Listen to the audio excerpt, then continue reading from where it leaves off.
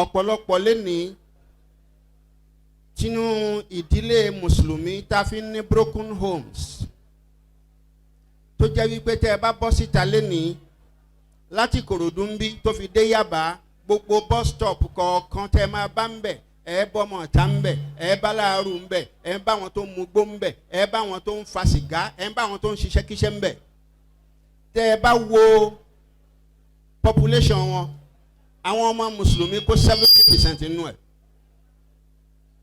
and kò sí nǹkan tó jẹ́ káwọn ọmọ mùsùlùmí pọ̀ ń bẹ̀ bí kì í ṣe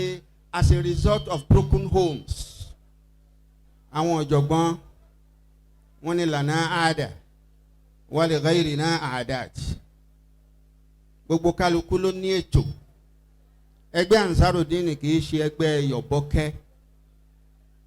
ẹgbẹ́ Ansarudeen kì í ṣe ẹgbẹ́ fine bara ẹni tá a tẹ̀lé wá sí bíbá yìí ó pàtàkì nínú ẹgbẹ́ ni wàláhi summa billahi ladhi la ilaha illa huwa tí ò bá jẹ́ kó pàtàkì ni èmi gẹ́gẹ́ bí ẹnìkan mi ò ní sí bíbá ilé ni.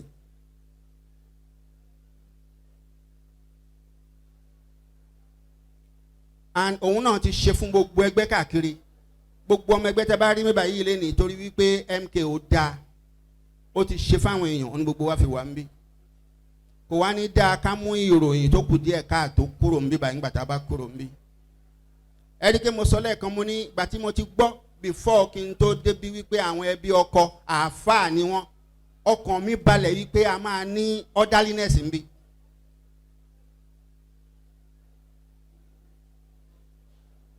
ìwọ̀nba táìmù tá a fẹ́ lò tó kù yìí ẹ jọ̀ọ́ nítorí tọ́lọ́hún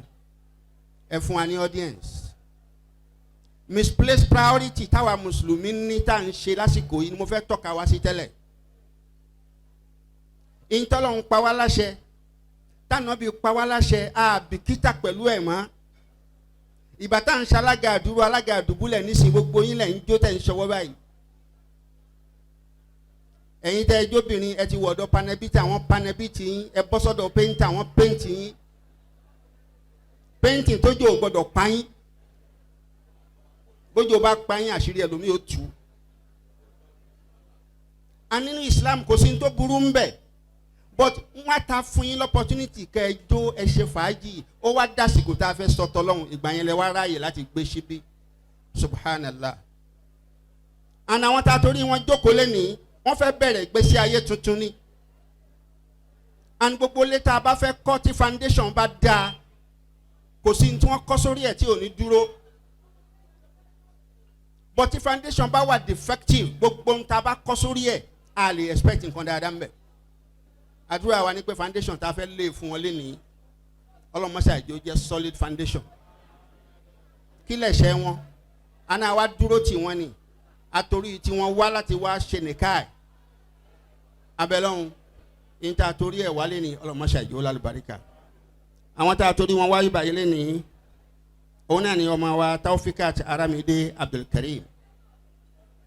àti Ibrahim Aderemi Imran. ìgbésí ayé tuntun lẹ fẹ́ bẹ̀rẹ̀ yìí. alákọ̀ọ́kọ́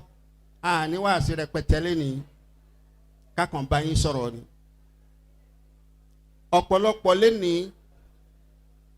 tínú ìdílé mùsùlùmí tá fi ní broken homes tó jẹ́ wípé tẹ́ ẹ bá bọ́ síta lẹ́nìí láti Ìkòròdú ń bí tó fi dé Yaba gbogbo bus stop kọ̀ọ̀kan tẹ́ máa bá ń bẹ̀ ẹ bọ́ ọmọ ọ̀tá ń bẹ̀ ẹ bá láàárù ń bẹ̀ ẹ bá wọn tó ń mugbó ń bẹ̀ ẹ bá wọn tó ń fa sìgá ẹ bá wọn tó ń ṣiṣẹ́ kíṣẹ́ ń bẹ̀. tẹ́ ẹ bá wo population wọn àwọn ọmọ mùsùlùmí kó 70% nínú ẹ̀ and kò sí nǹkan tó jẹ́ káwọn ọmọ mùsùlùmí pọ̀ ń bẹ̀ bí kì í ṣe as a result of broken homes. àwọn èèyàn wọnú marriage láì understand kí ni tí wọ́n ń pè ní marriage. They rush into marriage and as they rush in they rush out. àdẹ̀fẹ́ kélé yìí rí bẹ́ẹ̀. ní alákọ̀ọ́kọ́ orígun márùn-ún ló wà fún nìka. tá a bá fẹ́ kí nìka yìí ní foundation tó dúró. alákọ̀ọ́kọ́ òun ni alimahal. That is the presence of the husband and wife. As of today, ẹ wà ní husband to be and wife to be. Àbí bẹ́ẹ̀ kọ́ ni. a gbọ́dọ̀ ra àwọn méjèèjì ká tó so igi. Even though nínú Sharia it is allowed by proxy, a lè so igi tí kan nù wọn àbáwọn méjèèjì ò bá sí nílé tá bá ti rí àwọn tó kù. Orígun ẹlẹ́ẹ̀kejì ó ní al-ijab wal qabul, approach and acceptance. A gbọ́dọ̀ rí wípé àtọkọ àtìyàwó àwọn méjèèjì wúra wọn ni wọ́n fi fẹ́ra wọn. Kì í ṣe pé bàbá ló ní túláàsì Taofeeqa gbọ́dọ̀ fẹ́ Ibrahim. Àbí bẹ́ẹ̀ lórí? Tọ́ni túláàsì ni. Ibrahim ṣe bẹ́ẹ̀ lórí? There must be mutual consent láàrin àwọn méjèèjì. Ẹlẹ́ẹ̀kẹta alimahar. Ọkọ gbọ́dọ̀ fún ìyàwó ẹ̀ ní sàdáàkì. Èyí tí ó fi sọ ìyàwó rẹ̀ di halali fún. Sàdáàkì yìí kò ní minimum, bẹ́ẹ̀ ni kò ní maximum. Tó bá wù ọkùnrin jọ mí ó lè kọ́ odidi ilé kó fi fún ìyàwó ẹ̀ ní sàdáàkì. Sàdáàkì tó fún yìí àwọn pẹ́rẹ́ǹtì obìnrin kọ́ ló ní, àjẹmọ́nú obìnrin fún ara ẹ̀ ni. Lẹ́yìn eléyìí a gbọ́dọ̀ rí àwọn tó jẹ́ òbí ìyàwó, pàápàá bàbá àti ìyá, kí wọ́n yọ̀ǹda wípé àwọn fi ọmọ àwọn fún ọkùnrin, àbí àwọn guardian bàbá àti ìyá lè má sí láyé mọ́ kó jẹ́ pé àwọn tó gbé ọ̀dọ̀ ẹ̀ ni wọ́n ṣe ìyàwó fún. Gẹ́gẹ́ bí Al-Qur'ani ti sọ pé fankihuhunna bi izni ahlihinna, ká fẹ́ wọn pẹ̀lú ìyọ̀ǹda àwọn tí wọ́n jẹ́ wàlíyì wọn. Lẹ́yìn eléyìí a gbọ́dọ̀ rí àwọn ẹlẹ́rìí nílé ọkọ, a gbọ́dọ̀ rí ẹlẹ́rìí nílé ìyàwó. Ẹ wá rí ká tó tẹ̀síwájú nínú Al-Qur'an, Ọlọ́run jẹ́ ká mọ̀ kí ni pàtàkì tá a fi ń fẹ́ ìyàwó àbí tá a fi ń lọ́kọ. Ọlọ́run ní wa min ayatihi. Khalaqalakum min anfusikum azwajan litaskunu ilayha. Ọlọ́run ní nínú àmì àwa Ọlọ́run òun náà ni wípé a dá ìyàwó yín látara yín. Ẹ wò gbà t'Ọlọ́run fẹ́ dá ànábì Ádámà nínú awwal suratu Nisa. Ọlọ́run ní àwa la dá yín, lẹ́yìn ìgbà tá a dá yín àwa dá ìyàwó yín látara yín náà nínú ẹ̀fọ́n tàyà nínú ríbọ̀ Ádámà. Òun ni Ọlọ́run ọba ti dá Hawa. Òun ló fi jẹ́ pé tọkọ àti ìyàwó bá fẹ́ra wọn, wọ́n wá from different home, from different orientation. Tán bá ti fẹ́ra wọn tán àwọn méjèèjì I expect kan di ẹyọ kan. Látara àwọn méjèèjì yẹn láti wá dá àwọn ọmọ. Wa min ayatihi an khalaqalakum min anfusikum azwajan litaskunu ilayha. Ọlọ́run ní ẹ̀yin méjèèjì tẹ́ bá fẹ́ra yín tán, níta expect ni wípé kẹ́ ẹ jẹ́ ìtutù ojú fúnra ara yín. Bọ́kọ bá jáde lọ, tójú ẹ bá kóná dání, tára ẹ bá ń gbóná, tínú bá ń bí i, tó bá dọ́dọ̀ ìyàwó ẹ̀, kí ìyàwó yẹn sọ ìbínú yẹn kó sọ ọ́ di rọrùn, kó sọ ọ́ kalẹ̀ fún. Waja'ala bainakum mawaddatan wa rahmatan. Ọlọ́run ní waja'ala bainakum mawaddatan wa rahmatan. Ọlọ́run ní nǹkan àkọ́kọ́ tó gbọ́dọ̀ kọ́kọ́ wà láàrin ọkùnrin àtobìnrin ní ìfẹ́. Ìfẹ́ ni number one. Ìfẹ́ tí yóò lábàwọ́n gbọ́dọ̀ wà láàrin wọn. Ìfẹ́ tí ò ní ẹ̀tànjẹ́ gbọ́dọ̀ wà láàrin wọn. Lẹ́yìn ìgbà yẹn wa rahmatan ni kí Ọlọ́run ó ṣe wá sọ̀kalẹ̀ sáàrin wọn. But unfortunately today àìmọye ìgbéyàwó òun là ń rí tí ó bẹ̀rẹ̀ níbi táwọn eléyìí ti fẹ́ bẹ̀rẹ̀. Oyún lẹ́lòmíì fi ń announce pé òun ti lọ́kọ, yóò ti lóyún ń ta.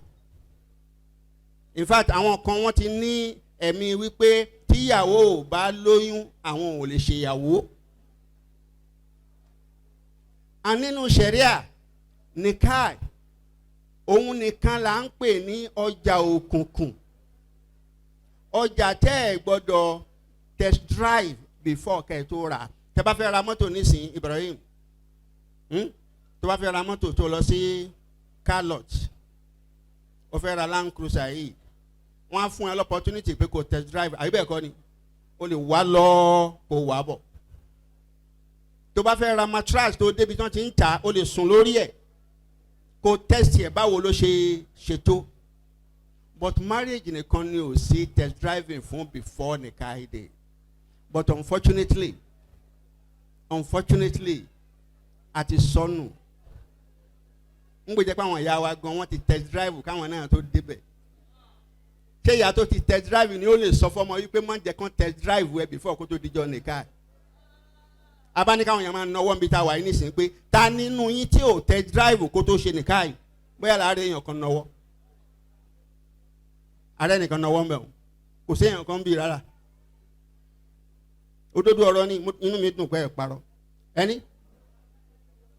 ọwọ́ kan ṣo mo rí ọwọ́ kan. Ṣé lóòótọ́ rẹ̀ ni? Ẹ jọ̀ọ́ in tí Islam fẹ́ ká ṣe nínú marriage ni wípé ó fi marriage wé bíbà tí yàn lọ ra watermelon. Tẹ́ ẹ bá ra watermelon àdúrà lẹ́ fi rà á because watermelon kò kí ń bá kan náà. Ó dìgbà tó o bá rà tó o bá gbé délé tó o bá da ọ̀bẹ dé omi ìwà já pé alihamudulilayi watermelon yìí máa dùn o sì fi mí ìsẹ́nu pé mo fowó ṣòfò. Ọlọ́run ní jẹ́ fowó ṣòfò.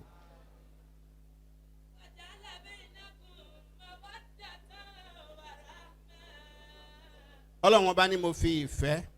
sáàrin yín wa rahmatan mo wá fi ìkẹ́ ìmí Ọlọ́run kí ni ìkẹ́ náà òun ni ọmọ. Àwọn Yorùbá wọ́n ní ọmọ ní èrè ìgbéyàwó.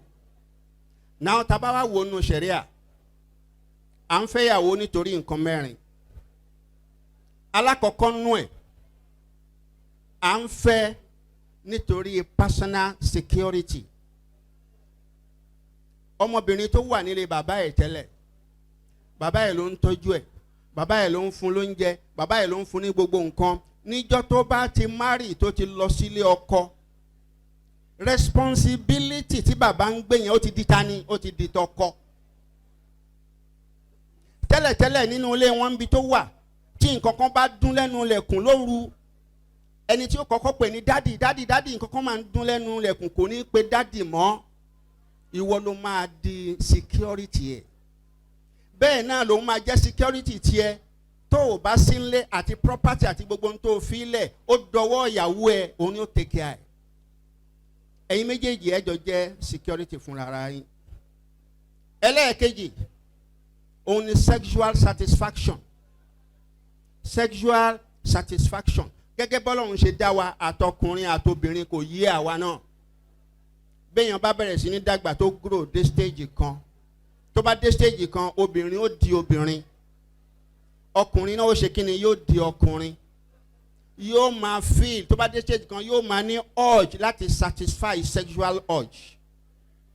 and gẹ́gẹ́ bí ẹ̀dá ó ń láti satisfy sexual urge yẹn but nínú sharia as Muslim kò gbọ́dọ̀ satisfy sexual urge yẹn lọ́nà haram. Ó gbọ́dọ̀ wá partner tí wọ́n jọ gbé and marriage supposed to be a lifelong contract. Kì í ṣe contract téèyàn ń wọ̀ láàrin ọdún kan ọdún méjì tí ó padà jáde. Gbogbo ẹni tẹ́ bá rí tó wọnú marriage tó jáde tí wọn ò gbọ́ra wọn yé wọn ò study marriage before kan tó wọnú ẹ̀. Òjíṣẹ́ ńlá Muhammad ó ní èèyàn máa fẹ́ obìnrin nítorí nǹkan bíi 5 nínú àwọn tánàbí dárúkọ. Èèyàn máa fẹ́ obìnrin nítorí pé ó rẹwà. Ibrahim èèyàn máa fẹ́ obìnrin nítorí pé ó rẹwà. Mo mọ̀ pé níjọ́ tó mú Taofeeqa lọlé àwọn bàbá wọn kí ọ pé ó jọ mí ó mójú lọ sọ́jà. Torí tó bá mú kan tẹ́sẹ̀ ti pín sí méjì wálé wọ́n sọ fún ẹ pé ọwọ́ ọmọ yìí sọ ọmọ àlè ṣé o rí irú eléyìí lọ́wọ́ mi rí. Wàláì bó ṣe wo ẹwà àwọn ó da ànábì náà lè wò ó. Níjọ́ míì èèyàn á máa fẹ́ obìnrin nítorí pé àwọn òbí rẹ̀ jẹ́ nílé nítorí pé ó wá láti ilé rẹ̀ ànábì ní èèyàn lè fẹ́ yàwó nítorí ẹ̀. Èèyàn lè fẹ́ yàwó nítorí wípé ó lówó lọ́wọ́ áìdá òun fúnra ara ẹ̀ lówó lọ́wọ́ àbáwọn ẹbí ẹ̀ lówó lọ́wọ́. Ànábì ní kò burú bó tilẹ̀ jẹ́ pé láyé tá a wà nísìn ọ̀pọ̀lọpọ̀ àwọn ọkùnrin tó wà ń ta 419 ni wọ́n. Obìnrin tán bá rí kó lówó lọ́wọ́ wọ́n fẹ́ jẹpa kan já dànù kan jápa ni. Amademi ní a lè fẹ́ obìnrin nítorí wípé ó lówó lọ́wọ́. Ànábì wa ní njọ́ mi a máa fẹ́ obìnrin nítorí pé ó lẹ́sìn.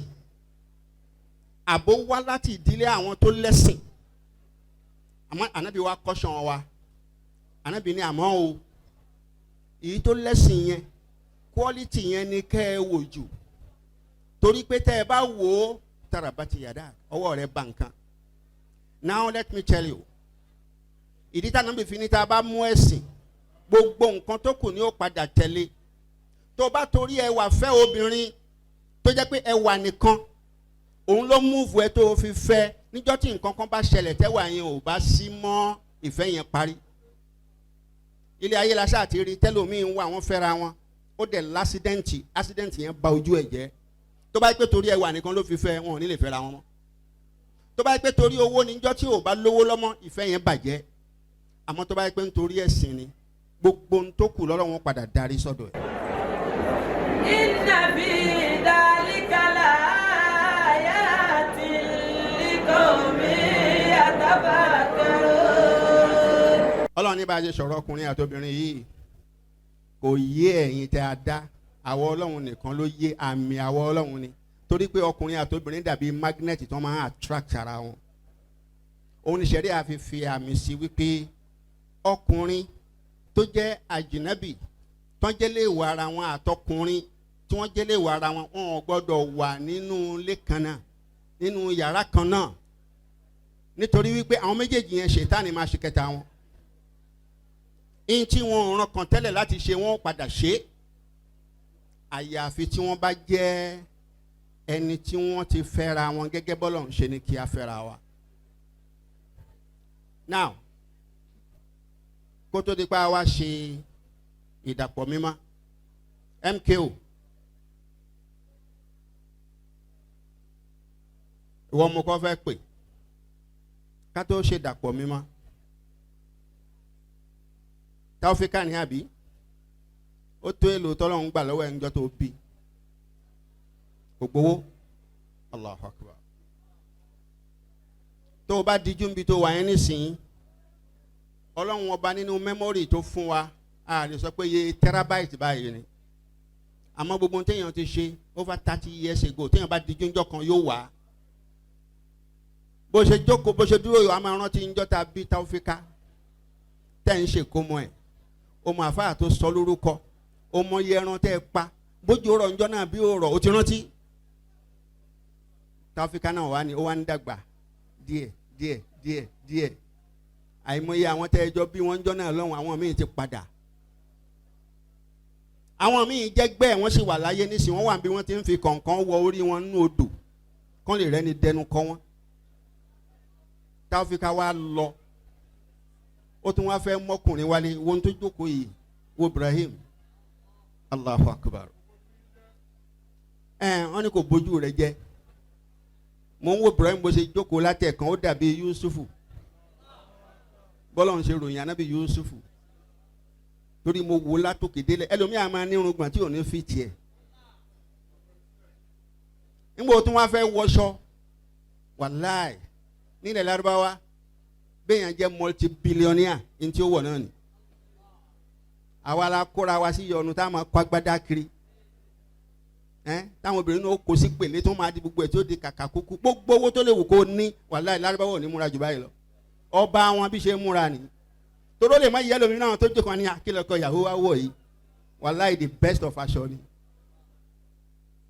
the simplest way láti fi múra wá wo ní tí Taofeeqa mú wa Ọlọ́run tí ò wá ṣe Taofeeqa ní lákìrìbòtò ọmọ tó ń pè ní lákìrìbòtò tí ò lójú awẹ́ ìwọ àtàwọn ẹbí ẹ̀ ǹjẹ́ mọ́ lóore àbẹ́ mọ́ lóore torí ń bíbá yìí èmi ò ní dára mi láàmú bí n bá ti gba owó ọpẹ́ Ansarudeen ní Ádámà ìgbéyàwó wọn gbọ́dọ̀ ní orúkọ nínú ẹgbẹ́ kí la fẹ́ gbà a fẹ́ kọ́ fi ṣe nǹkan kan sínú ẹgbẹ́ débi wípé tá a bá lọ tá a bá bọ̀ ká máa rántí pé ńjọ́ tá a ṣe ìyàwó Taofeeqa àti Ibrahim òun la ṣe nǹkan báyìí fún Ọlọ́run kó máa wá jẹ́ sádàkàtù járíyà fún wa even nǹkan tó kúrò láyé àmọ́ nísìnyí owó ọpẹ́ mo fẹ́ gbà kí ló fẹ́ fi dúpẹ́ fọlọ́run pé ọlọ́run fún wa ní Taofeeqa kò sì pamọ́ wa lọ́wọ́ títí dọjọ́ ìní tá a wá jókòó yìí ó tún wá di ọjọ́ ìní àti rẹ́ni tó ra màálù tó fẹ́ fi ṣèyàwó ọmọ tó jẹ́ pé òkú ẹ̀ náà padà fi ṣe bẹ́ẹ̀ ni wàláhì ó ti ṣẹlẹ̀ rí ìwọ náà ló tún wá dúró yìí ọlọ́run ló mọ iye ìyàwó tó ti báwọn èèyàn ṣe àwa jókòó àwa ń ṣe tiẹ̀ náà lẹ́nu mo rántí ijọ́ tí mò ń ṣe ti dọ́tà mi náà ìwọ náà wà ń bẹ̀ àbí ìwọ ló di máìkì mú ó wá kàn wọ́n náà lẹ́nu má bọjà jẹ́ nítorí ọlọ́run o owó ọpẹ́ gidi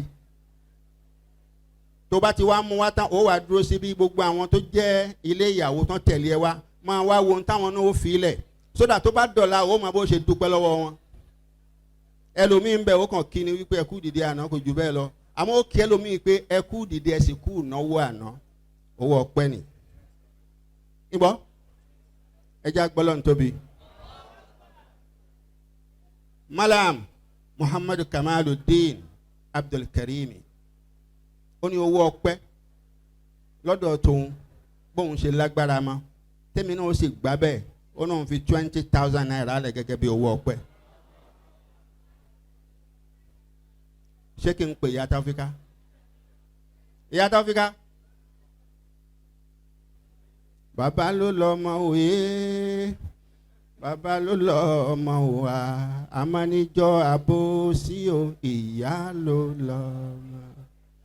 mo ṣúọ wípé kí MKO tó mọ Ibrahim ẹ̀yin lẹ kọ́kọ́ mọ̀ bó ṣe máa ń rí nìyẹn wọ́n burú wọ́n ti kọ́kọ́ mọ̀ wọ́n ti máa pa wọ́n ti máa ṣe gbẹ̀ tí wọ́n ò ní mọ̀ kankan ọlọ́run wa mú dùnú yẹn wálé ní ìyá Taofeeqa ẹ ní dààmú mélòó lélẹ̀ mo understand o ò fẹ́ ṣètò ọkọ ẹ kó má wàá dàbí àfojúdi ẹja gbọ́lọ̀ tóbi ìyá Taofeeqa ó fi 10,000 naira lẹ̀ pé òun dúpẹ́ òun bí Taofeeqa láyọ̀ lójú ẹ̀mí wọn máa ń fi ìṣẹ́jú kan rántí òun lé ní àìmọye ìyá ni wọ́n fi ẹja ṣe bísímìláì kúlú àlá nígbà tó bá débi ìyàwó ọlọ́run tí ò ṣe tiẹ̀ bẹ́ẹ̀ abẹ́ dúpẹ́ fọlọ́run ẹ̀yin méjèèjì ẹ wá máa ẹ yíjú síbẹ̀ yẹn láàrin ìṣẹ́jú méjì gbogbo ẹni bá jẹ́ family MKO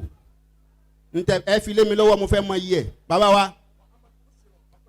Muhammadu Bushra Ọpẹ́yẹmí èlò ló wà ẹ máa sọ fún mi ni o bàbá wa tí wọ́n wà yìí wọ́n ní 10,000 naira àwọn náà fi dúpẹ́ lọ́dọ̀ ọlọ́run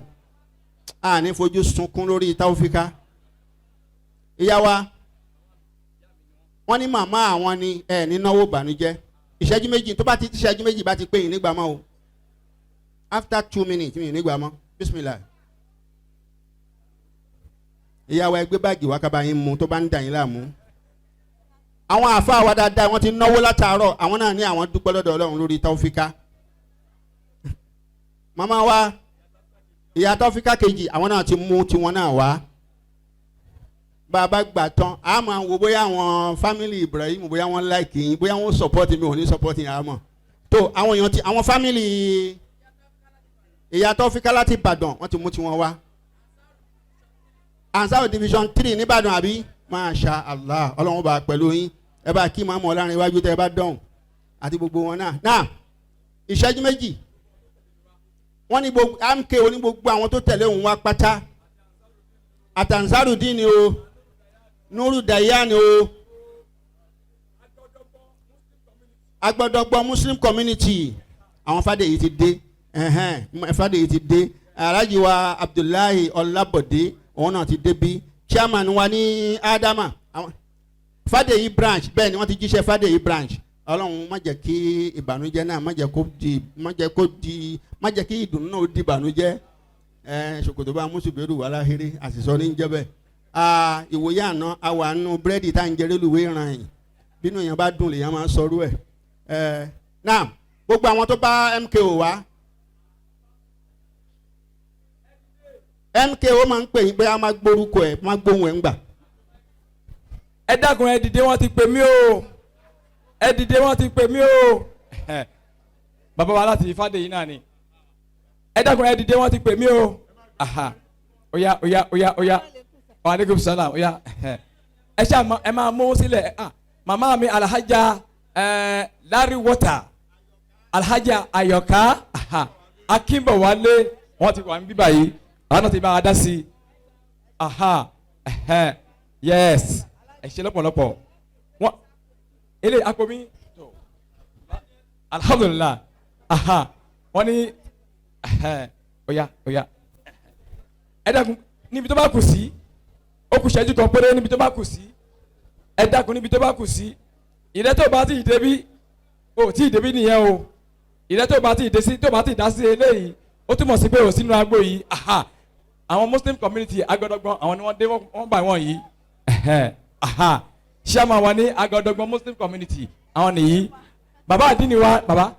àdínì wa ní agbọdọgbọn àwọn ni wọ́n dé yìí aha oya tẹmátì mú pọ́ọ̀sì wa ẹ má jẹ́ kó yẹn jábọ́ ẹ má jẹ́ kó jábọ́ naam aha àwọn màmá mi ní ádámọ̀ wọn ni wọ́n dá sí ẹ ṣe lọ́pọ̀lọpọ̀ aha àwọn muslim community ní agbọdọgbọn àwọn ni wọ́n dé yìí aha ẹ dákun gbogbo àtọ́bà kù aha now ẹ dákun níbo ló kù sí níbo aha IPC member oya okay o fẹ́ ṣe ti méjì no 500 o fẹ́ mú wa 500 just one alhamdulilah baba ó dà pé ìrẹ́ tó bá ti ń bọ̀ má dá nìyẹn padà aha alhamdulilah ẹ ṣe lọ́pọ̀lọpọ̀. ajmko abayé dúpẹ́ lọ́dọ̀ Ọlọ́run bó tilẹ̀ jẹ́ pé àwọn ẹbí Ibrahim ò sọpọ́tì ẹ̀ bàbá wa pé àwọn náà bóyá àwọn náà wà sọpọ́tì wọn á máa wò ó torí a pè wọ́n àwọn náà nísìn gbogbo ẹ̀yin tí ẹ jẹ́ bíi Abdulkareem tí ẹ torí MKO wá abayé dúpẹ́ lọ́dọ̀ Ọlọ́run ọpẹ́ tá a dá lórí Taofeeqa torí Ọlọ́run fẹ́ ká dúpẹ́ lórí oore tóun bá ṣe fún wa Ọlọ́run tí ò wá pa Taofeeqa mọ́ wa lójú baba Ibrahim ní àwọn náà ti dé baba Ibrahim ti débí wọ́n ti support yín ọkàn mi ṣe balẹ̀ báyìí Ọlọ́run tí ò pa Taofeeqa látàná wa lẹ́nìí tá à ń so igi ẹ̀ yìí Ọlọ́run má jẹ́ àfojú sunkún ẹ̀ gbogbo àrùn tí máa ń ṣèyàn lẹ́yìn téèyàn bá ṣe ìyàwó tán Ọlọ́run má jẹ́ ó ṣe torí wípé bàbá ṣe ìyàwó yìí tán á tún padà wá kó mọ́ lẹ́yìn oṣù 9 a sì fẹ́ kó bí púpọ̀ ó bá ti bí bèjì lẹ́ẹ̀mẹ́fà kó sì bí ẹyọ kan kó bí ẹyọ kan lẹ́yìn ẹ̀ torí bẹ́ẹ̀ yẹn bá fẹ́ gbá bọ́ọ̀lù nísìnyí ó gbọ́dọ̀ nódìdí tíìmù nù lé ẹ̀ kò nídìí kó lọ ta kó sì lọ rẹ́ǹtì pléyà gbogbo ìgbà tí Ọlọ́run bá wá yọ̀ǹda fún kò ní wá pẹ̀lú ìnira ọlá àti tóbi òjíṣẹ́ ńlá Muhammad mo yọ̀ǹda yín ẹ lọ jókòó bàbá wa bàbá Ibrahim ẹ má bínú pé mo gbé yín dìde ẹ má bọ̀ báyìí àti ìyá wa ìyá Ibrahim sáwọn náà wà ń bí.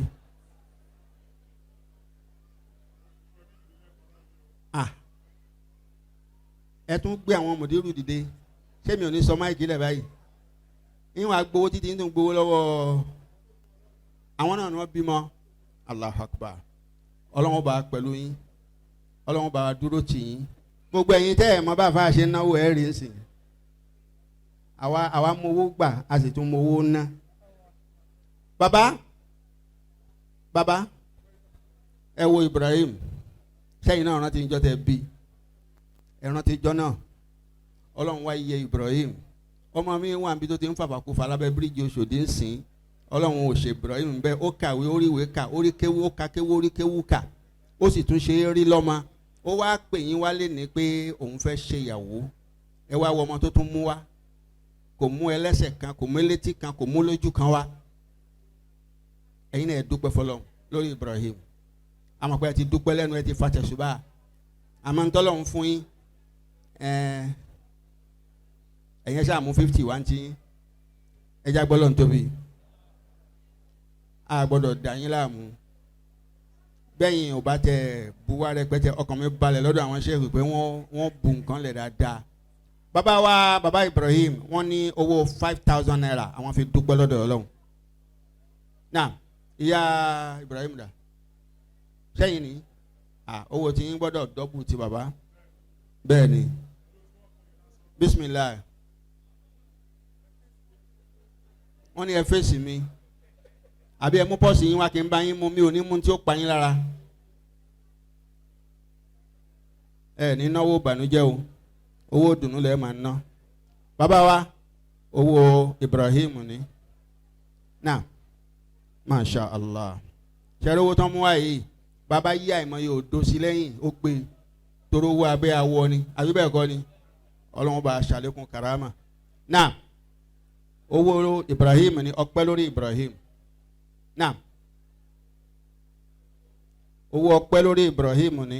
adúpẹ́ tọ́lọ́run ní kó yanjú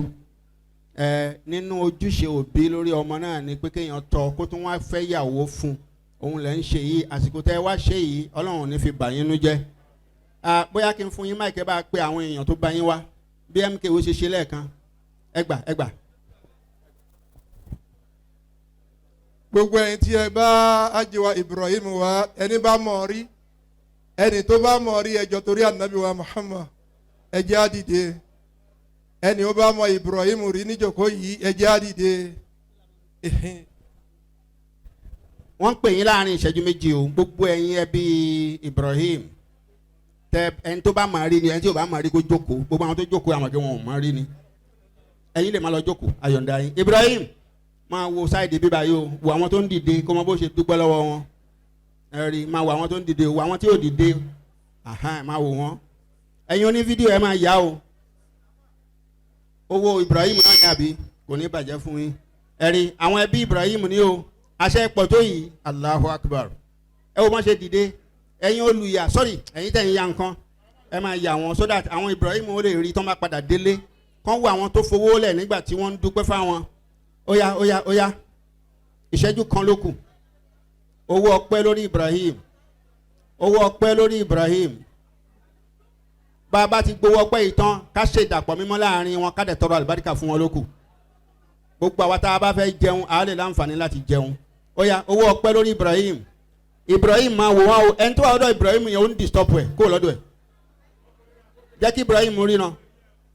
ó yá kó lọ́dọ̀ ẹ̀ jẹ́ kó máa rí àwọn tó ń fowó lẹ̀ torí o gbọ́dọ̀ dúpẹ́ lọ́wọ́ wọn bó o tẹ̀ rí wọn nísìnyí wọ́n padà rí wọn nu fídíò wọn ti ń fídíò wọn gbogbo àwọn tó fowó lẹ̀ fún Ibrahim ẹni tí ò bá ti dé bí ìṣẹ́jú kan ni o lẹ́yìn ìṣẹ́jú kan ànígbàmọ́ owó ọpẹ́ Ibrahim ni Ọlọ́run jẹ́ kí Ibrahim ó túbọ̀ máa lálùbáríkà lẹ́yìn tá a ṣègbéyàwó yìí oore tẹ́ bí oore tí lọ́dọ̀ Ibrahim Ọlọ́run bá wa ṣe fún gbogbo tí ó fi tọ́yàwó lọ́sàn-án tí ó fi tọ́yàwó lóru Ọlọ́run bá wa jogún ẹ̀ fún ọlá àti tóbi òjíṣẹ́ ńlá Muhammad óyá pápápá àṣàwọn ẹbí Ibrahim pọ̀ tó yìí Allahu Akbar bóyá bá ti mọ̀ ní àbá ní ká kawó yẹn lọ́tọ̀ọ̀tọ̀ ní ká wo ta ló dúpẹ́ jù láàrin àwọn méjèèjì àwọn gbà bá fẹ́ gbọ́ ọ̀tọ̀ọ̀tọ̀ náà ló wà ẹ fún wa ní result tá bá ṣe tán ibi owó àlùbáríkà la fẹ́ mọ ẹni tó náwó jù láàrin àwọn méjèèjì ẹ jẹ́ agbọ́lọ́ tóbi now ní báyìí láì nígbà wa lásìkò alájí wa MKO alájí wa Kamaludin níbolówà ó kàn ẹ́ báyìí o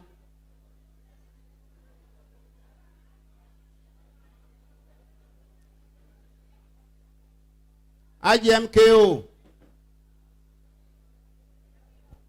ó tún fẹ́ dá wa dúró ó tún jẹ fáìnì mi o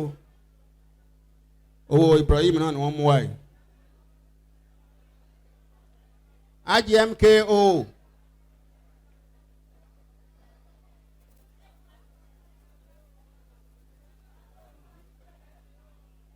ají MKO nígbà tí a ń retí bàbá ìyàwó Ibrahim ìwọ fúnra rẹ dìde ó rí pé ìdá ilé àmú látàárọ̀ ó yẹ kí wọn náà dúpẹ́ lọ́dọ̀ Ọlọ́run nínú àwọn ẹgbẹ́ tẹ́ ẹjọ́ bẹ̀rẹ̀ ńgbà wọ primary school ẹlòmíì ò parí primary school pàápàá kò dẹ̀ kú kó tó wá bá débi tí wọ́n bá dé yìí tọ́lọ́run wá fún ẹ ní ìjẹ́ ọmọkùnrin téèyàn fi kẹnu sóbìnrin tóbìnrin fi gbà fún yàn kí ni wọn náà fẹ́ fi dúpẹ́ kí Taofeeqa náà máa múra kalẹ̀ tọwọ́ tí yín gan mo fẹ́ gbà báyìí bó bá dẹ̀ ní láti gbé nǹkan fún Taofeeqa tètè gbé fún kẹ́ bẹ̀rẹ̀ ń bí báyìí wo bí dáàdi ṣe ṣe lẹ́ẹ̀kan bí dáàdi ṣe fílẹ̀ ọ̀ndà èyí ló wà ń bẹ̀ nígbọ́ wá ojú yìí lọ kó má máa bínú o ojú yìí lọ kó má máa bínú. Jàlábíà tó wọ̀ ọ́ lè deceive èmi dàmọ̀ àwọn tí ò dá jàlábíà mọ̀ ni wọ́n lè máa sọ pé jàlábíà lówó ẹ̀ gbà lọ́wọ́ ẹ̀ bálàfin bá wọ níkà ọmọ ẹgbẹ́ bàbá ẹni tó ń ṣe mo wà hàn ó ti fi kún ẹ̀rí Ibrahim ní Ọlọ́run níjẹ́ owó tí o ẹlòmíà máa ṣe ìyàwó tán ní nǹkan bá dàrú fún Ọlọ́run níjẹ́ kí wọ́n rírú ẹ̀ àsìkò tó ṣe ìyàwó yìí Ọlọ́run ó ṣílẹ̀kùn oore fún ẹ ẹ̀rí Ibrahim fúnra rẹ̀ ó ti dúpẹ́ ó fi support Ibrahim sórí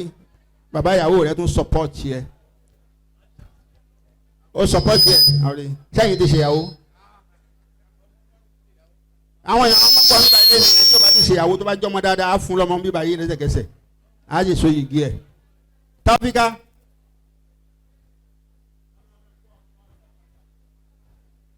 ó yá a máa dúpẹ́ lọ́dọ̀ Ọlọ́run o Taofeeqa ọjọ́ òun náà rèé ìwọ Ọlọ́run a máa dúpẹ́ o buwa ni o tí o bá tó yín gbà lọ́wọ́ kọ ẹ má ti fẹ̀gbẹ́ kan ẹ má jẹ́ kẹ́gbẹ́ yín kanra yín o àti so yín pọ̀ o èlò ló wà ń bẹ̀ Ọlọ́run jẹ́ olálùbáríkà sótó tí ẹni tó filẹ̀ yìí tó wọ́n ní kí n gbà sí lọ́wọ́ ẹ̀ ọwọ́ ẹ̀ ni màá ti wá gbà ọwọ́ ẹ̀ màá ti gbà mo fẹ́ mọ̀ bó ṣe máa tọ́jú ẹ̀ tó bí láyé yìí nìyí ó yá fi kún fún MKO tún ti support Taofeeqa ibi láti ń bẹ̀rẹ̀ wọ́n ní Jímọ̀ tí ó bá dá Àlàmísì láti mọ̀ rí ó nífẹ̀ẹ́ ìyàwó ẹ̀ púpọ̀ rí ó tún fi 5,000 ó tún fi kún owó Taofeeqa Ọlọ́run bá ó pẹ̀lú yín ìwọ ni ó wá lọ jókòó no tẹ́ dúró báwọn náà dúró báwọn MKO mo pè torí a fẹ́ so yín papọ̀ báyìí bàbá wa wọn náà wọn support àwọn méjèèjì ẹ̀ ní náwó ìbànújẹ́ lágbára Ọlọ́run MKO má bọ̀ báyìí bàbá wa bàbá Ibrahim ẹ má bọ̀ bíbí báyìí tẹ̀ ṣe hàtó ẹ bá a manage ẹ̀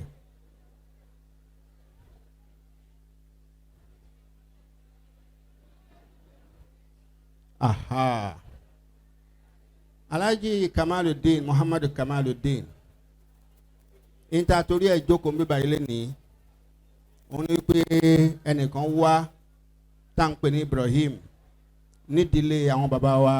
Imran wọ́n ní àwọn fẹ́ Taofeeqa ṣẹ́nu yín dùn sí ṣe fọwọ́ sí. ní ṣókí inú mi dùn sí mo fọwọ́ sí fata gbogbo ara mo fi sí. torí ńgbà tá a ti jókòó ń bílẹ̀ kan àwọn kan ti wá bá mi bí wọ́n ní àyèmọ̀ tí ń bá béèrè question yẹn tẹ́ bá ti ní fọwọ́ sí páwọn wà ń bí báyìí o àmọ́ ṣé ti gbọ́ ẹ lọ close àníyàn yín kò sọ́nà bàbá wa bàbá Ibrahim àwọn Yorùbá nígbà mo bùn ẹ ìfẹ́ ó ṣàgbà rẹ̀ ní tí wọ́n ní wọ́n fún yín ṣe fẹ́ abẹ́ ẹ̀ fẹ́. Qabalnaha bismillahir rahmanir rahim. ẹ jẹ́ àgbọ́ lọ́n tóbi wọ́n ní gbogbo ọkàn làwọn fi gbà á Ọlọ́run náà sì yọ́nú sí i Ọlọ́run sì jẹ́ kó lálùbáríkà èdè tí mo fi pè yín ni wípé bá a bá ṣe ìdàpọ̀ mímọ́ yìí tán ẹ̀yin là á fa ọmọ fún ẹ wàá fà lé Ibrahim lọ́wọ́ torí tí ò bá jẹ́ pé ayé ti di ayé òyìnbó ni Ibrahim ò tí ì tóyàwó fẹ́ ọmọ ọdún mélòó ní Ibrahim kò tí ì tóyàwó fẹ́ torí tí wọ́n fi wá ní káwọn ẹlẹ́rìí wà ń bẹ káwọn àgbààgbà wà ń bẹ náà ni pé ẹ̀yin lẹ́ mọ̀ pilẹ̀ yìí bẹ́ẹ̀ ṣe wá mọ̀ pìlẹ̀ yìí ẹ̀ ní mọ̀ parí wọn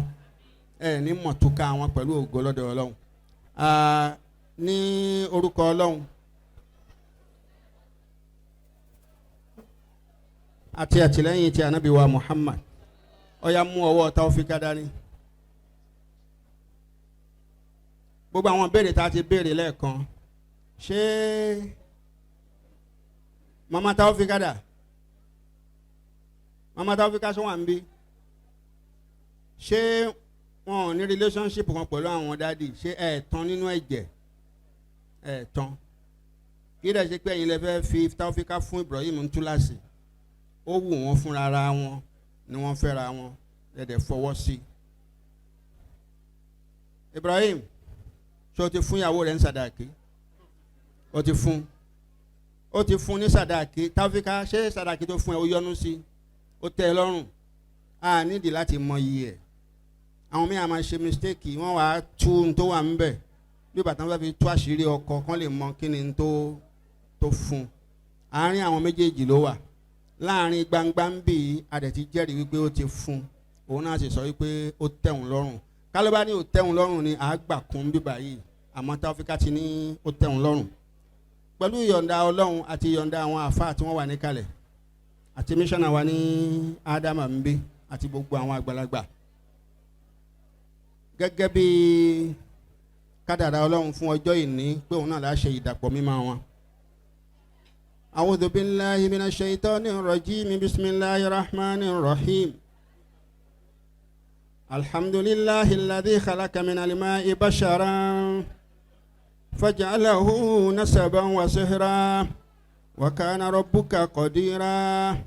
Nahmaduhu wa nashkuruhu wa nasta'inuhu wa nastaghfiruhu wa na'udhu bihi min shururi anfusina wa min sayyiati a'malina. ومن يهد الله فلا مضل له ومن يضلل فلا هادي له ونشهد أن لا إله إلا هو وحده لا شريك له ونشهد أن سيدنا محمدا عبده ورسوله اللهم صل وسلم وارحم وبارك على سيدنا محمد وعلى آل سيدنا محمد كما صليت ورحمت وباركت على سيدنا إبراهيم وعلى آل سيدنا إبراهيم إنك حميد مجيد والحمد لله الذي أحل النكاح وحرم الزنا ولا نكاح إلا بولي وصداق وشاهدي عدل وبعونه عقدت النكاح بين توفيق بنت عبد الكريم وبين إبراهيم ابن إمران ala sadakin ma'alum pẹ̀lú ìyọ̀ǹda Ọlọ́run àti àtìlẹ́yìn ti ànábì wa Muhammad aṣoyigi Taofeeqa ọmọ Muhammad Kamaluddin Abdul Karim fún Ibrahim Aderemi ọmọ Imran lẹ́ni kí Ọlọ́run ọba kó má ṣe jẹ́ kó ní àlùbáríkà lẹ́ni aṣọ wọn papọ̀ gẹ́gẹ́ bí ọkọ àti ìyàwó ọlọ́mọṣà jẹ́ kí wọ́n ní àlùbáríkà ọlọ́mọṣà jẹ́ kí wọ́n ní àlùbáríkà ọlọ́mọṣà jẹ́ kí wọ́n ní àlùbáríkà ẹ̀rí níwọ̀n bá ṣókí ká tó fa ìyàwó lé bàbá lọ́wọ́ mo sọ lẹ́ẹ̀kan mo ní wàhálà wa ò ní pọ̀ Ibrahim ó dọwọ́ rẹ Ọlọ́run ó fún ọ ṣe ntí ọkọ fi ń jẹ́ ọkọ lórí ìyàwó òun náà ni maintenance a man that is able to maintain his wife 100%. Ìbùkún Ọlọ́run ó máa sọ̀kalẹ̀ fọ́nìtọ̀ ọ̀hún. Àwọn kan bẹ ayé ti dáyé òyìnbó nísìnyí. Á ní òun sanwó skul ọmọ kí ìyàwó máa ra uniform. Á ní òun á máa sanwó ilé kí ìyàwó máa ra oúnjẹ sílé. Irú obìnrin tó bá ń ṣerú ẹ̀ gbogbo àlùbáríkà ọkọ tó bá ń bọ̀ ọ̀dọ̀ ìyàwó ni ó máa darí sí. Ìgbà yẹn làwọn èèyàn á sọ pé ìyàwó yẹn ti lórí ọkọ ẹ̀. Wọ́n á ní ó ti forí ọkọ ẹ̀ gbá pààrọ̀ nítorí pé ní tí ò yẹ kó máa ṣe nítorí yẹ kọ́kọ́ máa ṣe nìyàwó ń ṣe responsibility yẹ kọ́kọ́ gbọ́ nìyàwó ń gbọ́ báànú Ọlọ́run bá wá ń bọ̀ wá orí ọkọ yẹn ọ̀dọ̀ ìyàwó ni ó máa yà sí ní tó fi wá gbọ́ bùkátà yẹn Ọlọ́run ò ní fi wọ́n ẹ̀ ọ̀nà méjì lèèyàn fi bọ́ ìyàwó ó bọ́ lọ́sàn-án ó sì bọ́ lóru ó gbọ́dọ̀ sọ pé rẹ̀ o má jẹjẹkújẹ má o má mùmúkúmu má o gbogbo ohun tó bá lè affect health ẹ lọ jìnnà sí torí pé àwọn ìyá wa bá ṣe dáa tó yìí ó méjì lèèyàn fi ṣọkọ wọn ó kàn ń bẹ tí ò bá sí ń bẹ wọ́n lè manage ọkùnrin wọ́n fara dà á ó máa gbọ́ kò sẹ́ni tí ó lé mi kó ń di ẹrù wo nínú rìfáàsì bó o bá lówó lọ́wọ́ tó o bá jọkùnrin tó ní ó kejì tó dúró dáadáa wàhálà ìyàwó rẹ̀ ó manage ẹ báwọn ẹbí ẹ bá ń sọ pé ó sì kú ọ̀nbẹ wọ́n fìyà ṣe tiẹ̀ ní àní ẹyọ ẹ lè lémi kó ń di ẹrù mi o òun ló mẹrù tó ń rìn fáàsì àmọ́ méjèèjì lọ́lọ́run fi pọ́n ẹ lé gbogbo ohun tó bá yẹ kó o ṣe lẹ́tọ̀ọ́ lórí ẹ gbìyànjú kó o ṣe ẹ ti wá fẹ́ra yín nísìnyí má bá àwọn ọ̀rẹ́ kọ́rẹ́ rìn àwọn ọ̀rẹ́ kan ń bẹ negative thing nípa ìyàwó rẹ ni wọ́n máa sọ fún ẹ don't listen to them ó máa ráwọn tí wọ́n máa sọ pé mi ò jẹ́ gbárù ẹ̀ fún yà wá ti gbá etí ẹ̀ ọkùnrin tí ó responsible ní gbọ́wọ́ sókè ná obìnrin women are fragile and we must handle them with care. Gbogbo ọkùnrin tó bá handle obìnrin dáadáa tó ṣètọ́ fún obìnrin bó bá ṣe lágbára mọ́ Ọlọ́run ò ní yé máa kẹ́ onítọ̀hún. Ọlọ́run ó fi ìrọ̀yẹ́ lọ́rùn o. Taofeeqa lẹ́nìí ó ti yàtọ̀ o. Ṣe báyìí báyìí sáwọn tó wà ń bẹ̀ yẹn, ṣe báyìí báyìí sí wọn. Ṣe báyìí báyìí sáwọn ọ̀rẹ́ rẹ tó wà ń bẹ̀ wọn. Ó ti yàtọ̀ báyìí. Ó ti dẹni iyì, ó ti dẹni àpọ́nlé. Bẹ́ẹ̀yàn bá rẹ́ǹtì ilé tó sanwó fún landlord. Lẹ́yìn tó sanwó tán kí ló yẹ kí landlord ó ṣe? Ó yẹ kó fún ẹni tó rẹ́ǹtì ilé ní kọ́kọ́rọ́. But unfortunately ilé tí Ibrahim rẹ́ǹtì lọ́dọ̀ ẹlẹ́ni tó sanwó ẹ̀ ọwọ́ ẹ̀ náà ní kọ́kọ́rọ́ ó ṣe wà. Wá make sure pé o ṣílẹ̀kùn yẹn fẹ́nikẹ́ni. Ibrahim ló nílé. Bó bá lóun fẹ́ wọ̀ láàárọ̀ fún láàyè. Ó fẹ́ wọ̀ lọ́sàn-án fún láàyè. Ó fẹ́ wọ̀ ńrọ̀lẹ́ fún láàrẹ̀. Kódà bó bá ti sùn tó bá jí ọ pé òun fẹ́ wọlé ṣílẹ̀kùn fún. Má fi ṣàhùn sí i. Àmọ́ dé ìwọ̀ kó ṣílẹ̀kùn ẹ̀ fẹ́ lómi. Yín máa lọ ra búrẹ́dì àtẹ̀wà tẹ́lẹ̀ ní má jẹ́ òṣèrú ẹ̀ mọ́. Ṣe oúnjẹ tó dáa. Láàrin oṣù mẹ́ta sínsìn jẹ́ ká rí kẹ́kẹ́ ẹ̀ yọjú báyìí lọ. Bó bá fẹ́ wọṣọ jáde yóò kàn jáde anyhow ó ti di pé kó máa torí tó bá jáde lọ́nà tí ò da ìwọ làwọn èèyàn ó bù wá ní ìyàwó ẹ̀ dẹ̀ rí kó tó jáde. Gbogbo tó wá jẹ́ property ẹ̀ àlejò tí ò bá fẹ́ ò gbọ́dọ̀ wọnú lé yín. Ọbẹ̀ tí baálé ilé ò kí ń jẹ ìyálé ilé ò kí ń ṣe é. Ọlọ́run ó fún ẹlẹ́mìí àtàlàáfíà. Níjọ́ tí èdè àìyedè bá wá fẹ́ dé kò lè ṣe kó má wá o. Jẹ́ ń fún ẹ ní àlùtà kan. Tó bá ti di wípé ó bá bínú níjọ́ kan tó gbé tọkùnrin dé tó bínú jáde lọ bí iṣẹ́. Má ṣe ṣe àwọn tí ó sọ pé àjọ fi kóra wa ni ó bínú lèmi náà dé máa bínú má ṣe bẹ́ẹ̀. Tó bá ti dàsìkò tó yẹ kó dé láti ibi iṣẹ́ àrò bọ́ sábẹ́ ṣáwà kó wẹ̀ kó wá wọ náìtì tó fine sí true ni o òfin lọ́fíń dà sára kó wá gbé rọ́ọ̀bù sẹ́gbẹ̀ẹ́ ọmọ pẹ́ jà láàárọ̀ kó tó lọ ni tó bá ti wá dé tó ti gbọ́hùn mọ́tò ẹ̀ ń ta tó ń páàkì ó wà dojúrú bí ìgbà tí nǹkan ti ń ṣe ẹ́ látàárọ̀ tó bá jẹ́ pé ọkọ tó wà loving tó wà caring ni no matter ìjà tó lè wù kó ba ìjà láàárọ̀ tó bá rí ẹnbi tó rọ pọ́jọ́ sí ọkùnrin àlùbáríkà yóò béèrè pé ọ̀ní ẹ̀yin rẹ̀ morúkọ tẹ́ pera yín o ṣùgá my cockroach my ìdun gbogbo oríṣiríṣi orúkọ lẹ̀ ń pera yín sí. tó bá ti wá dé wá dojúrú àtẹ̀tẹ̀ jáde látàárọ̀ gbogbo ara yìí kàn ń ro mí ni ó kàn ń ṣe gbá ni ó kàn ń ṣàwo ni yóò mọ̀ wá wò pé kí ló dé my dear kí ló ṣẹlẹ̀ ó jẹ́ ká lọ sí hospital tó bá ti mú kọ́kọ́rọ́ kò ní di hospital gba rọ́ọ̀bù yìí jọ bá mi wọ́ ewé báyìí tó bá jọkọ̀ dáadáa yóò gba rọ́ọ̀bù yẹn yóò wọ̀ tó bá ti wọ̀ tó ní sọ ti wà ókè kò tí wà ókè súnwọ́ mọ́ bíbáyìí yìí yóò tún wọ̀ débẹ̀ sọ ti wà ókè ó tún súnwọ́ mọ́ sálẹ̀ báyìí bàtí yóò bá wọ̀ débẹ̀ ìjà parí kò sẹ́nìkan ẹ má jẹ́ kí ará àtàbà yẹn parí ìjà no matter bó ṣe lè wù kí misunderstanding yẹn tó learn how to resolve your differences in your house. Now bàbá àti bàbá gẹ́gẹ́ bí ẹlẹ́rìí wá sí tiyín náà ni wípé ẹ mọ ìsopapọ̀ wọn lénìí Ọlọ́run má jẹ́ ẹ mọ̀ túká wọn o Ọlọ́run má jẹ́ ẹ mọ̀ túká wọn o Ajá Abdul Karim ó bá ti kó òun ilé rẹ̀ lénìí kò ní yàrá ń bẹ̀ mọ́ o tó bá wá tó bá sọ pé kí Ibrahim ṣe kí n bá fún mi ẹgbàá ni ó yọ sí ọ̀yá padà sílé ọkọ ìwọ lórí fúnra ara ẹ lọ́nà òfẹ́fẹ́ ẹ má aláwọ̀ ẹ̀ kó rojọ́ ẹ sọ fún wọn kán lọ́yún màmá sẹ́yìn náà ti gbọ́ àwọn òbí kan ń bẹ àwọn ni wọ́n máa lé ọmọ wọn lé ọkọ a ní wá o ọmọ mi iṣẹ́ ọmọ téèyàn ń bú o ọmọ mi iṣẹ́ ọmọ téèyàn díẹ̀díẹ̀ yóò balẹ̀ ẹ̀ jẹ́ Ọlọ́run ní ṣe ti yín bẹ́ẹ̀ o bàbá wa bàbá Ibrahim bí Ibrahim náà bá wá tó wá rojọ́ ìyàwó ẹ̀ pé ìyàwó òun ṣe báyìí ẹ̀yin ti ní experience ti yín ẹ̀ pé jókòó ni sùúrù táwa náà ṣe pẹ̀lú ìyá rẹ̀ ni ìyá rẹ̀ fi wà lọ́dọ̀ mi dòní ìwọ náà lọ ṣe sùúrù fún ìyàwó ẹ̀ ni gbogbo àwa tá a jẹ́lẹ́rìí bíbá yìí náà lénìí a mọ àsìkò tá a so wọ́n papọ̀ wọn ò ní túká lójú ẹ̀mí wa ọmọ àdùnnú Ọlọ́run bá yóò bá wa ṣe fún wọn. ní báyìí IGMKO ẹ wá hand over Taofeeqa fún bàbá kí Ibrahim náà máa bọ̀ wá bí Ibrahim subhanallah mo fine yẹn 10,000 naira kó fi wálẹ̀ ń bí òun lọ ya fọ́tò mo fine yẹn 10,000 ẹni ọkàn mi ṣe balẹ̀ ni ó dá mo fine yẹn 50 torí àwọn tí mo rí àwọn ẹni bí èèyàn ni ẹ káàbọ̀ sà ọlọ́run bá pẹ̀lú yín ọlọ́run bá dúró tì yín bàbá ṣe ti gbà MKO yọwọ́ rẹ kúrò mẹ́ ọ̀ya ẹ̀yin náà fọwọ́ ara yín fà fún Ibrahim àwọn tó ń ya nǹkan da ẹ jẹ́ ká gbọ́ lọ́n tóbi ẹ jẹ́ ká gbọ́ lọ́n tóbi ẹ jẹ́ ká gbọ́ lọ́n tóbi èwo lélẹ́yìn kí lélẹ́yìn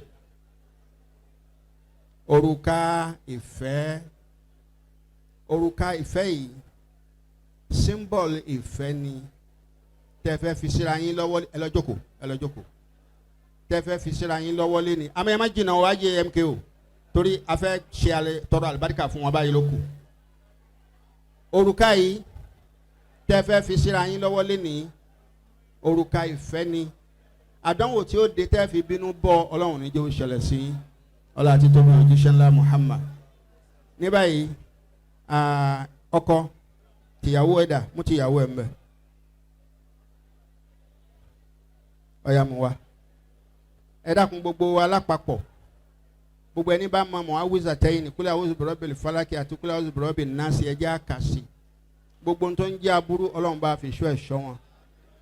lọ́sàn-án ni láàárọ̀ ni lóru ni ọlọ́run bá dáàbò ẹ̀bò wọn òrùka tó fẹ́ fi sí lọ́wọ́ léni òrùka ìdùnnú ni kọ́lọ́run kó ṣe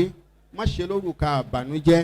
látẹ̀ní lọ ìdùnnú ni kọ́lọ́run jẹ́ kí wọ́n máa rí gbogbo àwọn ẹni bí tí wọ́n máa wá kọ́kọ́ àti ìyàwó túká ọlọ́run mọ́ fún wọn láàyè láàrin wọn ọlá bisimilahi rahman rahim kul a'udhu bi rabbil falak min sharri ma khalaq wa min sharri ghasikin idha waqaba wa min sharri nafathati fil 'uqad wa min sharri hasidin idha hasada bisimilahi rahman rahim kul a'udhu bi rabbin nas malikin nas ilahin nas min sharri al-waswasil khannas alladhi yuwaswisu fi sudurin nas min al-jinnati wan nas la hawla wala quwwata illa oya wọ́n wá fi síyàwó rẹ̀ lọ́wọ́ pẹ̀lú bisimilahi rahman rahim tá bá ti pè rahim yẹn ló máa jẹ́ kó wọlé kanlẹ̀ rọra fi sí bẹ́ẹ̀ yẹn bisimilahi rahman rahim ẹni allahu akbar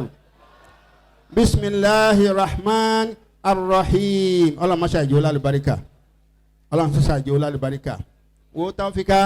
múnú ti yàtọ̀ nísìnyí o bó bá ń lọ ní títì àbó ń lọ ní bus stop tẹnìkan ṣe ò nídìí kó bá sọ̀rọ̀ sáà ti ṣe báyìí ó bá ti ṣe báyìí sí ó mọ̀ pé ó ti wà engage ó sì ń ta mọ́ nìyẹn ó yá ìwọ náà wàá mú tọkọ ẹ ó yá mú wá já ṣàdúrà sí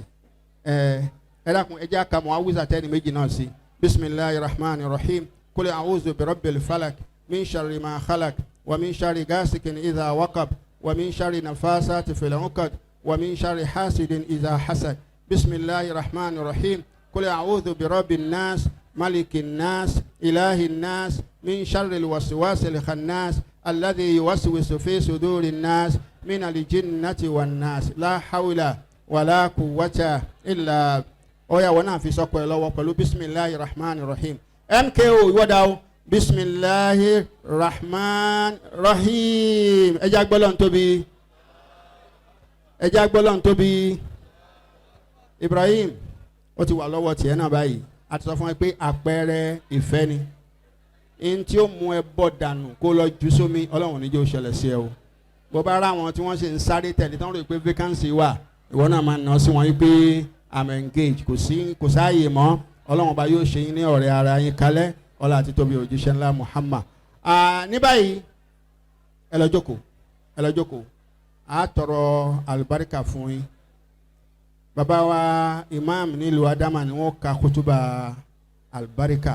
àmọ́ ká tó ka MKO dà ẹjọ́ program ẹ̀kan ṣókù tó kù tá a fẹ́ ṣe náà ní lẹ́yìn ẹ̀ ká sign certificate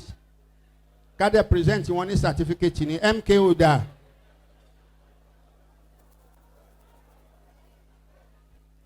MKO ibi tá a dé nísìn ni pé a fẹ́ ka kútúbà àlùbáríkà fún wọn kútúbà àlùbáríkà yìí àti wọ àtàwọn ẹbí yín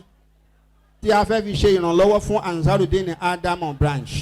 kí àwọn méjèèjì kí wọ́n máa lórúkọ ńbẹ̀ I need the 250,000. 250,000. Bí ó ṣe wá pé ẹ̀yin lẹ mọ̀.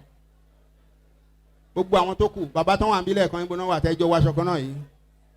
Níbo náà wà.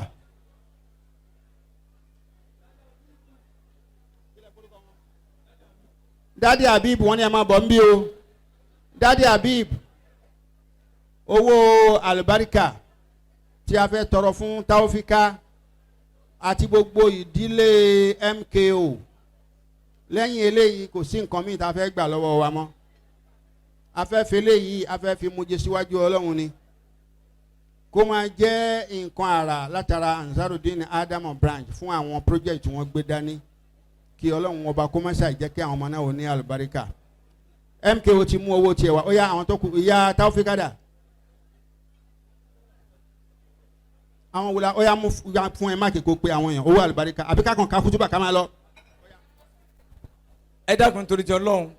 gbogbo àwa tí a bá ti ṣe item 7 tá a ti jẹun ẹ jáde lẹ́ẹ̀kan náà ká mú owó àlùbáríkà wa ẹ dákun torí ti Ọlọ́run owó àlùbáríkà ló kàn báyìí ẹ jáde ńlẹ̀ kódà tó bá ń jẹun tó bá jẹ́ ráìsì ló ń jẹ gbé e dání tí ọwọ́ ìbá ti rough ṣáà tọwọ́ bá àpò kó máa mú owó bọ̀ ń bí ẹ dákun ẹ jáde torí ti Ọlọ́run ẹ jáde àwọn èèyàn máa dìde ṣé mo ṣẹ̀yìn ni ẹ dáhùn torí ti Ọlọ́run aha bọ́dà mi ti ń bọ̀ ìmáàmù wọn láti Ìbàdàn àwọn náà ti wá Ìbàdàn bẹ́ẹ̀ ni Ọlọ́run kó pa aṣọ wọn délé pẹ̀lú ìdùnnú àti ayọ̀ láti Sherman Adamu branch àwọn náà ti dá sí ẹ dákun ẹ jáde nítorí ti Ọlọ́run afọlọ́run bá bẹ̀ wá ẹ jáde nítorí Ọlọ́run àwọn sísá mi náà ti dá sí ẹ jáde nítorí ti Ọlọ́run vice chairman ní Adamu branch àwọn ni wọ́n ń dé yìí ẹ mú kan sí ẹ dákun nítorí ti Ọlọ́run ẹ jáde lẹ́ẹ̀kan náà ẹ jáde nítorí ti Ọlọ́run àwọn màmá mi náà ti ń bọ̀ wọ́n ti ń bọ̀ ẹ ṣe lọ́pọ̀lọpọ̀ ẹ ṣeun lọ́pọ̀lọpọ̀ ẹ dákun nítorí ti Ọlọ́run ẹ jáde àwọn mẹ́bà wa láti Adamu branch a kí gbogbo wọn pé wọ́n káàbọ̀ sí àárín wa ẹ ṣe lọ́pọ̀lọpọ̀.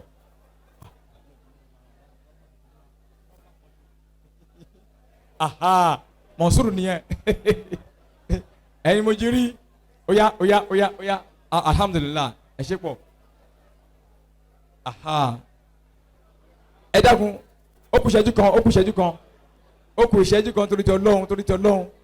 ẹ jáde lẹ́ẹ̀kan náà ẹ jáde lẹ́ẹ̀kan náà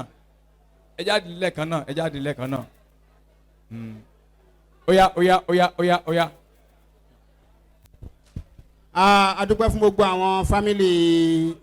ilé Alhaji wa Abdul Karim ní báyìí máa pe àwọn fámìlì Ibrahim kí àwọn náà wá sanwó àlùbáríkà yìí tá a fẹ́ fi ṣe nǹkan sínú ẹgbẹ́ kí eléyìí náà kó máa jẹ́ sádàkà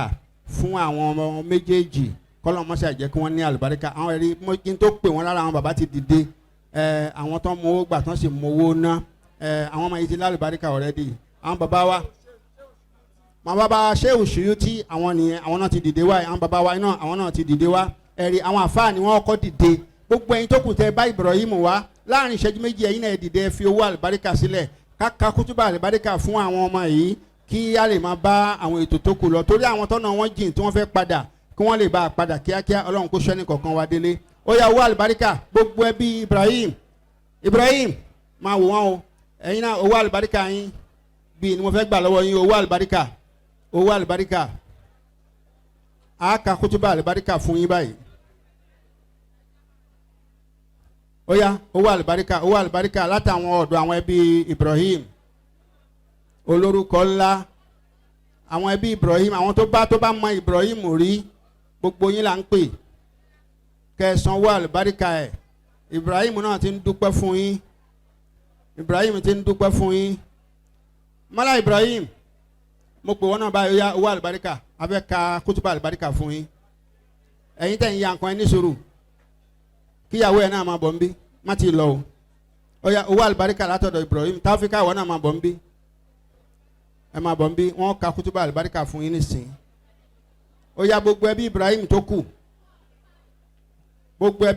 tó kù Taofeeqa ìwọ là ń retí báyìí o owó àlùbáríkà. Aha, owó àlùbáríkà. Oya owó àlùbáríkà. Taofeeqa. Oya nawọ́ rẹ̀ báyìí, nawọ́ rẹ̀ báyìí. Abdul Ibrahim. Ibrahim. Oya fọwọ́ rẹ̀ lé orí ọwọ́ ẹ̀. Fọwọ́ rẹ̀ lé orí ọ. Bàbá wa imam láti ìlú Adama wọ́n ka kútúbà àlùbáríkà fún wa. Kọ́lọ́n kó wọlé àyè tí wọ́n ti kà tó lálùbáríkà. Yìí tá a fẹ́ ṣe yín náà ọlọ́mọṣẹ́ àjẹ́ ó lálùbáríkà. Ọlọ́mọṣẹ́ àjẹ́ ó lálùbáríkà. Gbogbo ń ta tọrọ fún yín lóore Ọlọ́run jẹ́ ó máa jẹ́ ti yín. Gbogbo ẹni bí tó bá wà nítòsí àbí tó ń ro aburú fún yín Ọlọ́run bá dá aburú ẹ̀ padà sọ́dọ̀ ẹ̀. Láìpẹ́ láì jìnnà Ọlọ́run ká bá yín yọ ayọ̀ alálùbáríkà ayọ̀ ọmọ tuntun ọlọ́mọṣẹ́ àbá wa ṣe fún yín. Bismillah. Daki bismillahir rahmanir rahim. Allahumma halif bainahuma warzuqhuma banina salihin waj'al bainahuma mawaddatan wa rahmatan. Allahumma barik lahuma wa alayhima kama barakta ala sayyidina Muhammad wa Khadijata al-kubra wa Aishata wa Zainaba wa Hafsata wa Maimunata wa kama barakta ala sayyidina Ali bin Abi Talib radiyallahu anhu karamallahu wajhahu wa zawjatahu Fatimata binti Rasulullah sallallahu alaihi wasallam wa wafiqihima ya rabbi ila ma yuridika wa wafiqna jami'an ila ma fihi sulahu umurina wa ridaka. Rabbana hab lana min azwajina wa dhurriyyatina qurrata a'yunin waj'alna lil muttaqina imaman. Rabbana atina fid dunya hasanatan wa fil akhirati hasanatan wa qina adhaban nar. Bihaqqil Fatiha. بسم الله الرحمن الرحيم الحمد لله رب العالمين الرحمن الرحيم مالك يوم الدين إياك نعبد وإياك نستعين اهدنا الصراط المستقيم صراط الذين أنعمت عليهم غير المغضوب عليهم ولا الضالين آمين. اللهم صل على محمد وعلى آل محمد كما صليت على إبراهيم وعلى آل إبراهيم إنك حميد مجيد. اللهم بارك على محمد وعلى آل محمد كما باركت على إبراهيم وعلى آل إبراهيم في العالمين إنك حميد مجيد. Ó yá ẹ lọ jókòó. Ní báyìí a fẹ́ sign certificate.